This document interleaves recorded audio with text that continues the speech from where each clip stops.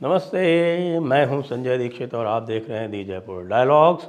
हमारे चैनल को सब्सक्राइब करें, बेल आइकॉन दबाएं, वीडियो को लाइक करें, शेयर करें और क्यूआर स्कैन करके हमारे मर्चेंडाइज स्टोर आपणा पर जाकर वहां से नई नई वस्तुएं क्रय करें। खीख्त वेल्डर्स, ये नाम संभवतः आपने सुना हो या ना सुना हो, लेकिन ये हैं नीदरलैंड्स के बनने वाले नए प्राइम मिनिस्टर। अब इनकी ख़ास बात क्या है? ख़ास बात यह है कि यह नूपुर शर्मा के समर्थक है। जी हाँ, वही नूपुर शर्मा जिनको इस्लामियों ने सर तन से जुदा की धमकी दी थी। और उस समय पर जब भारत में उनका कोई समर्थन नहीं कर रहा था, तब नीदरलैंड्स की जो पार्टी है उनकी anti Islamic anti immigration party है, PVV, उसके जो अध्यक्ष हैं खीख्त वेल्डर्स, उन्होंने खड़े होकर कहा था और ट्वीट किया था, ओपन में कहा था और ये कहा था कि Nupur Sharma is a hero. और नूपुर शर्मा ने जो कुछ कहा है वो बिल्कुल सच कहा है और यही इस्लाम की असलियत है। अब इनके बारे में क्या बताऊं आपको। जो मिस्टर विल्डर्स हैं, इनका मत बिल्कुल स्पष्ट है और ये सच में आप जानते हैं कि जयपुर डायलॉग्स पे हम लगातार इस्लाम का विश्लेषण करते रहते हैं और हम कई बार कह चुके हैं कि भाई समस्या मुसलमानों के साथ नहीं है, समस्या आइडियोलॉजी की है। जो आइडियोलॉजी इस्लाम पढ़ाता है, जिस प्रकार के वो पूरी तरह से एक सुप्रीमेसिस्ट एक्सक्लूसिविस्ट आइडियोलॉजी है, उसमें किसी भी अन्य मत के लिए कोई स्थान नहीं है, मतवाद के लिए कोई स्थान नहीं है। जो कह दिया गया उसी की तरह चलो, अपने दिमाग से अपंग हो जाओ, मेंटल डिसेबिलिटी, यही यहाँ सिखाई जाती है। और यह बात विल्डर्स जो हैं वो डंके की चोट पे आज से नहीं 2004 से लगातार कह रहे हैं। 2004 में एक इसी प्रकार से फ्री स्पीच में विश्वास रखने वाले थियो वैन गॉग हुआ करते थे, थियो वैन गॉग, उनकी हत्या कर दी गई थी। उनकी हत्या इस्लामियों द्वारा की गई थी। उनकी मित्र थी एक, आपको ध्यान हो, आप जानते हैं उनके बारे में, अयान हिरसी अली। तो अयान हिरसी अली के वो सहयोगी थे, उनकी हत्या हुई थी। उसके बाद अयान हिरसी अली जो थी वो नीदरलैंड्स छोड़ के और चली गई थी अमेरिका। और उसी के विरोध में खीख्त वेल्डर्स ने ये पार्टी बनाई थी। अब ये पार्टी जो है, जिस प्रकार का नीदरलैंड्स में प्रोपोर्शनल रिप्रेजेंटेशन का जो सिस्टम है उसके अनुसार जो सीटें वो जीत रहे हैं, वहाँ 150 सीटें हैं उनके लोअर हाउस में, और 150 में से ये 37 सीटें जीत रहे हैं, जो सबसे अधिक हैं। और 37 सीटें जीतने का मतलब ये हुआ कि वे ही अब अगला कोalition हेड करेंगे।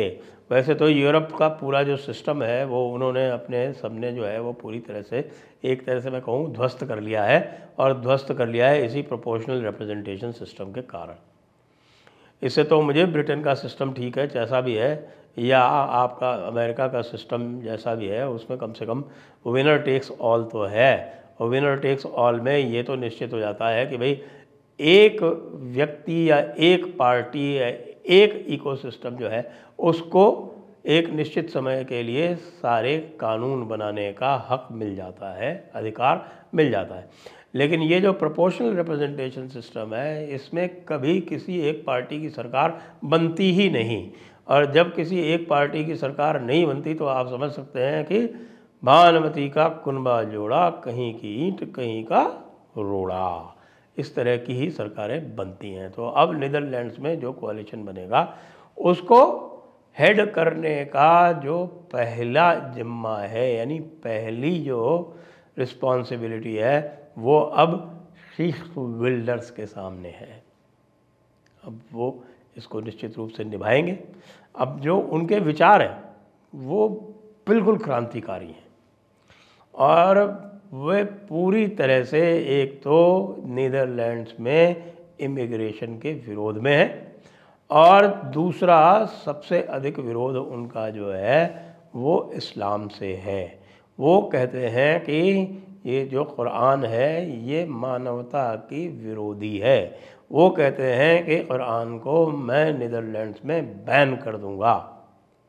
अब ये बैन करने वाली बात जो है, इस पर बहुत सारे विचार हो सकते हैं, बहुत सारे मत हो सकते हैं, बहुत सारे वाद विवाद हो सकते हैं, लेकिन मैं आपको वो बता रहा हूँ जो विल्डर्स का मत है, और वे लगातार इस पर कायम रहे हैं, एक क्षण के लिए भी इससे विचलित नहीं हुए हैं। वे लगातार जो पॉलिटिकल करेक्टनेस यूरोप में दिखाई पड़ रही है उसका विरोध करते रहे हैं। और अब वैसे भी जो हम देख रहे हैं कि सब लोग जो धीरे धीरे समझते जा रहे हैं कि किस प्रकार से ये जो लेफ़्ट प्रोग्रेसिविज़म है वो किस तरह से यूरोप को गर्त में डुबोता जा रहा है, या पूरे के पूरे पश्चिम को, यानी जो पश्चिमी विश्व है या जो वेस्टर्न सिविलाइजेशन है, पश्चिमी सभ्यता है, उसको गर्त में डुबोता जा रहा है। यह धीरे धीरे स्पष्ट हो रहा है। विल्डर्स इसके परम विरोधी हैं। वो ये कहते हैं कि भाई आपको यदि यूरोप को बचाना है या यदि आपको सभ्यता को बचाना है तो आपको इस असहिष्णु सभ्यता, इस असहिष्णु मजहब को अपने आप से दूर रखना पड़ेगा। इसलिए इसको मैं नीदरलैंड्स में घुसने ही नहीं दूंगा। कुछ ऐसा जैसे पोलैंड में बात हो रही है। अच्छा, ये जो विचारधारा है ये अब लगातार जोर पकड़ती जा रही है। आप जान रहे हैं कि अभी 3-4 दिन पहले ही अर्जेंटीना में भी इसी प्रकार का एक डिस्पेंसेशन, इसी प्रकार की एक सरकार बहुत सालों बाद आई है। अर्जेंटीना के भी आपको पता है कि उनकी जो अर्थव्यवस्था है उसको इसी प्रकार की वामपंथी विचारधारा ने, वामपंथी अर्थशास्त्र ने पूरी तरह से ध्वस्त कर दिया था। इसी तरह से अब अर्जेंटीना से पहले आपको पता है स्लोवाकिया में भी इसी प्रकार की एक फार राइट सरकार आई है, और उसके पहले जॉर्जियो मेलोनी वो आई हैं इटली में। और इनको सबको ये सब कह रही हैं कि भाई ये जो तुम लोगों ने झूठ फैला रखा है, जो कपट फैला रखा है कि भाई हम जो है वो मानवाधिकार के पोषक हैं, और मानव अधिकारों की आड़ में आप हर तरह के जिहादियों को, हर तरह के शरारती, क्या जिस आप ये कह सकते हैं कि हर तरह के नरसंहारक तत्वों को अपने यहाँ स्थान दे रहे हैं। और ये जो आप बात करते हैं मानव अधिकारों की, कि जो मानव अधिकारों से त्रस्त लोग हैं उनको अपने यहाँ बुलाते हैं, उनके मानव अधिकारों का हनन करने में भी, उसका आरंभ करने में भी इन्हीं लोगों का हाथ होता है। जैसे आप देख लीजिए ना क्या कर रही है इस समय डेमोक्रेटिक पार्टी अमेरिका में। उन्होंने साउथ के बॉर्डर खोल दिए, और नॉर्थ के बॉर्डर में तो पहले ही कुछ नहीं था।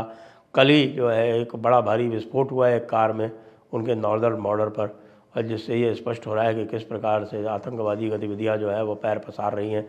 खालिस्तानियों को वैसे ही वो पूरी तरह से हवा दे रखी है उन्होंने, यूएस ने भी और कनाडा ने भी, क्योंकि वो उनको लगता है कि साहब कि हमें आगे जो है वो भारत को इससे कंट्रोल करने में, नियंत्रण करने में आसानी रहेगी।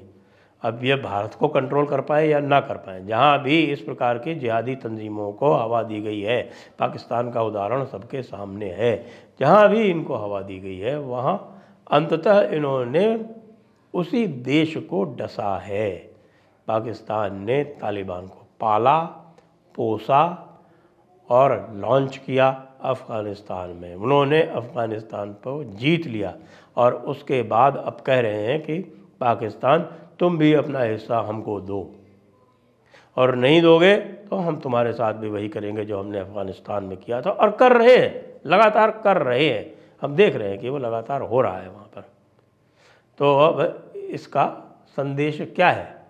इसका संदेश साफ साफ ये है कि भाई आपको सच बोलना पड़ेगा, इस्लाम के बारे में सच बोलना पड़ेगा। शीर्ष विल्डर्स जो हैं वो यही कर रहे हैं, वो इस्लाम के बारे में सच बोलते हैं, वो इस्लाम के नबी के बारे में सच बोलते हैं। वो ये बताते हैं कि इस आइडियोलॉजी ने, इस थियोलॉजी ने पूरे विश्व में पिछले 1300-1400 साल में क्या किया है, वर्तमान में क्या कर रहा है, और भविष्य में इनकी योजनाएं क्या है। मुझे लगता है कि सभी को शीस्ट विल्डर्स के सामने एक प्रकार से मैं कहूँगा कि उनके सामने आपको नमस्कार करना चाहिए, उनको बधाई देनी चाहिए और उनको ये कहना चाहिए कि भाई आप जो हैं वो यूरोपियन मेन स्ट्रीम में, यानी कि ये वेस्टर्न यूरोप का और एक बहुत बड़ा देश तो नहीं है लेकिन एक बहुत महत्वपूर्ण देश है नॉर्थ यूरोप का। तो नॉर्थ यूरोप में अभी तक तो इस तरह की बातें कम ही सुनी गई थी। पोलैंड को वैसे भी ये लोग ईस्ट यूरोप में मानते हैं।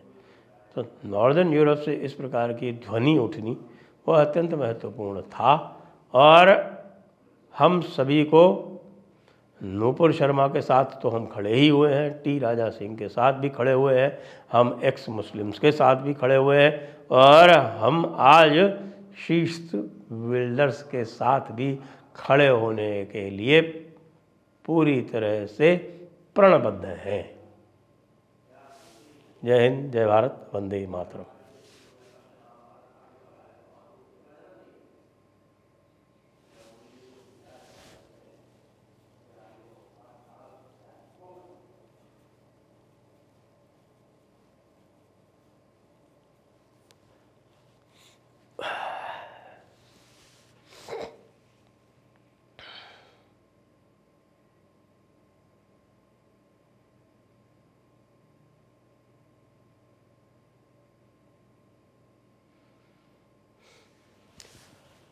नमस्ते, मैं हूं संजय दीक्षित और आप देख रहे हैं दी जयपुर डायलॉग्स। हमारी चैनल को सब्सक्राइब करें, बेल आइकॉन दबाएं, वीडियो लाइक करें, शेयर करें और QR